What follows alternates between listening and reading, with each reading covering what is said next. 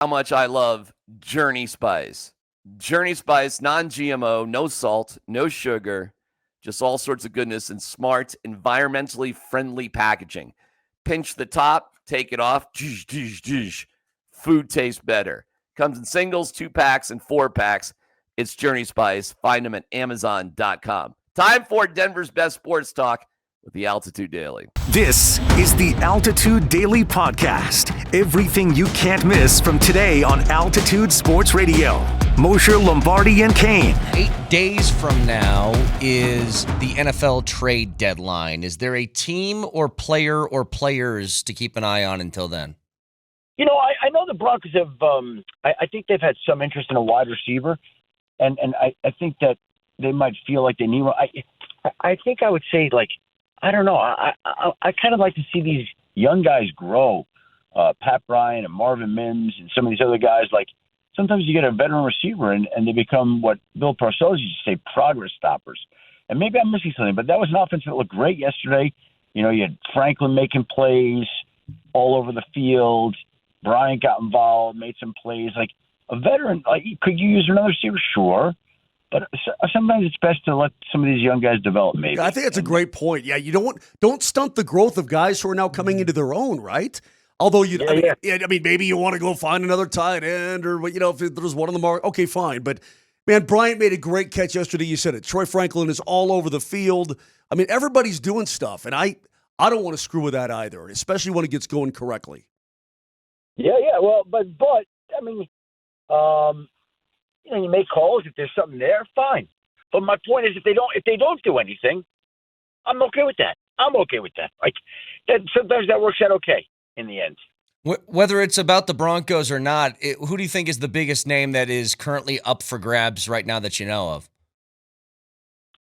Well, I think you watch Miami. Their two ends, Bradley Chubb and Jalen Phillips.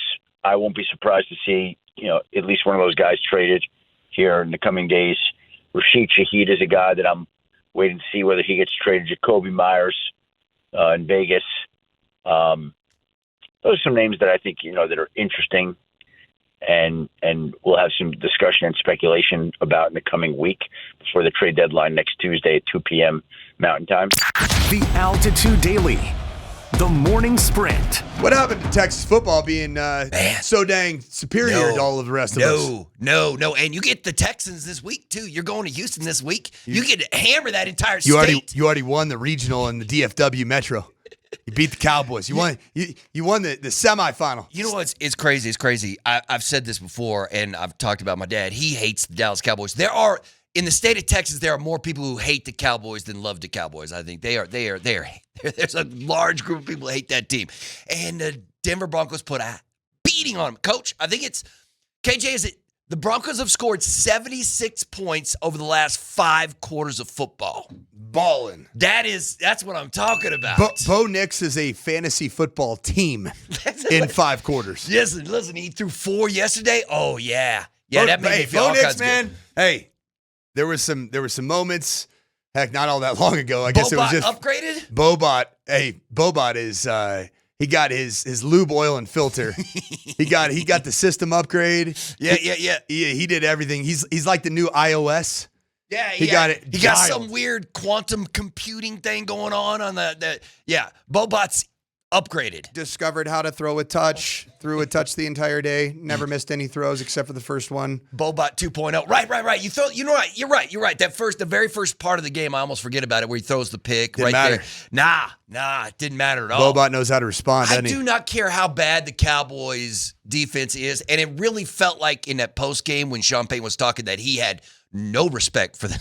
He was throwing some daggers. No respect for the Cowboys. Molotov cocktails going in the direction of everything related to the Cowboys organization. It's great. But I couldn't imagine what they did yesterday. That was amazing. 44-24 win for your And Broncos. Sean could have had feet. I think he really wanted to go half a hundo. I think he wanted to get double nickels. I did too, man. And I've been screaming for double nickels forever and ever. And I think this offense is going to give it to me before the season's done, right? I don't know if you're going to play anybody like that again. You're not going to face a defense. Like, it's going to be weird. The Raiders are pretty bad right now. Yeah, you could put 55 on the Raiders, We got a home right? Thursday night tilt. It's going to be on a short week, so double nickels would be a tough stretch. I don't know, man. But I some think quarterbacks probably going to give you 2 pick sixes. Yeah. That'll help you get to But double. they figured some. I mean, yesterday was a coming out party, right? That was like the Denver Broncos announced their presence with authority. Like that was all the young players stepping up, doing crazy stuff. It felt like a coming out party. It felt like, hey, we're the real deal. Matter of fact, the entire NFL slate yesterday almost felt like the real teams showed up and showed you who the real teams were because there was a lot of beatdowns yesterday in the NFL. Yeah, there were. The Altitude Daily. Columbus, Hastings, and DMAC. And we're getting dangerously close to Sean Payton's prediction. I mean, I hate to say it, but you've got a chance at a uniquely special season. Uniquely special. If you wanted to just go 500 the remainder of the year, you're going to win 11 games, more or less. You know, win your games at home, win a couple games on the road. You could be a 12 or 13 win football team that's going to have a uniquely special season that should put you in good position going into the playoffs with good matchups that would give you a chance at Sean's ultimate preseason prediction of this being one of the 7 teams that he's ever had that had a chance of winning a Super Bowl. Now, listen, is that getting ahead of ourselves? Yeah, of course it's getting ahead of ourselves. But that's where you have set yourself up with this 5-game winning streak. You got 3 games left before your bye. If you just win your home games, you'll be 8-3. And I think you can beat Houston. I feel better about this Houston game, really, maybe even than the Cowboy game going in, because I didn't know if the offense could do anything. I like the turnabout with Sean. Thanks to your question, I think he did get a little more aggressive with some of his play calling. And Do you think that sparked something? well, I think the criticism, you weren't the only one. No, of course not. You weren't the only one, and I do think he made some changes. Let me back up. Did you see a difference in the play calling? Well, Tyler will probably say no. I will say this, and I know Tyler will agree with this. When you're able to run the football, it sure opens up a whole lot more of your offense, and that's what I felt happened. I mean, to me, the only significant difference was we connected on some deep throws that we've been unable to connect on. That doesn't mean we didn't attempt to. We've attempted plenty of deep throws this year. We just have not been on the same page. So when you connect on a few, when Pat Bryant gets his first touchdown on a beautiful throw from Bo Nix and a beautiful catch from Pat Bryant, and when Troy Franklin is wide freaking open on a few of those, it makes life easier. You're right. I mean, I would not say that I noticed anything different. Let me give you two plays also that won't go down in any of the highlight packages that I thought were huge. I think there were 2 big third downs. Who'd you find? Well, your tight end, which you hadn't used hardly at all in your first 5 weeks. He's been great. You find Ingram up the hash marks for, I think it's 3rd and 7, he gets 9. 3rd and 5, he gets 8. He had a couple catches right down the hash, and I'm like, well, we haven't seen that a lot, have we? To the tight end in particular. By the way, on tight ends, Atkins has a knee injury that could be bad. Ooh. Your Lucas Kroll you haven't seen much of him all year. It looks like he's going to have surgery this week. So he was trying to come back, and it looks like that's hit, unfortunately, a bit of a dead end.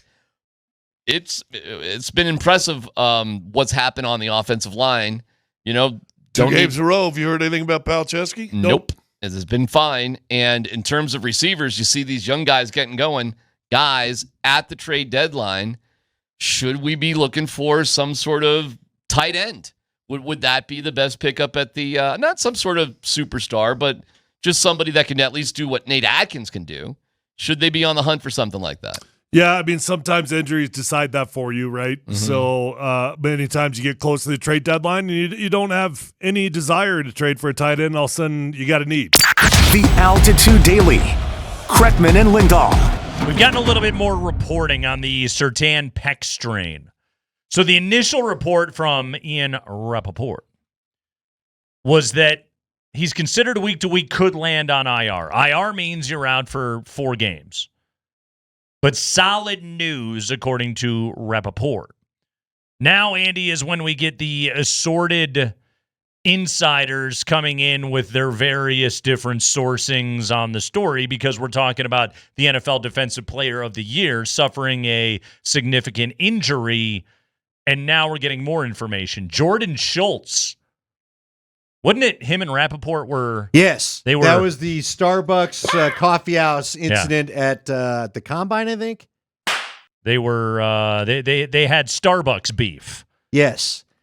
It was somebody had made the wrong scoon, I think is what happened. That, right. He ordered a chocolate scoon and got nothing. Broncos, this according to Jordan Schultz of Fox Sports, Patrick Surtain dealing with a pectoral injury, expected to miss 4 to 6 weeks. So he's putting a timeline on it.